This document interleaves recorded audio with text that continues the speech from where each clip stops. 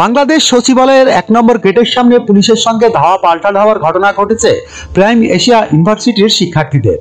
মঙ্গলবার ৭ জানুয়ারি স্থায়ী ক্যাম্পাস ও ট্রাস্টি বোর্ডের চেয়ারম্যানের পদত্যাগ সহ ৯ দফা দাবিতে শিক্ষার্থীদের কর্মসূচি পালনকালে এ ঘটনা ঘটে।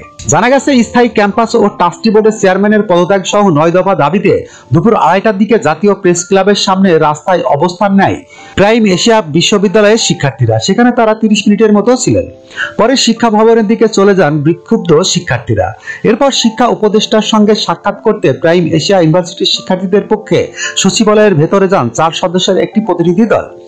শিক্ষা উপদেষ্টার সঙ্গে তাদের বিকেলে সাক্ষাতের কথা ছিল। এ সময় বাইরে অপেক্ষা করছিল শতাধিক শিক্ষার্থী।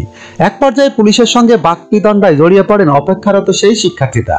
এ সময় পরিস্থিতি নিয়ন্ত্রণে আনতে লাঠিচার্জ করে তাদের ছত্রভঙ্গ করে দেয় পুলিশ। পরিস্থিতি নিয়ন্ত্রণে ২ রাউন্ড ফাঁকা গুলি ছোড়ে তারা। যখনকার খবর তখনই দেখতে চোখ রাখুন সুন 24 টিভিতে।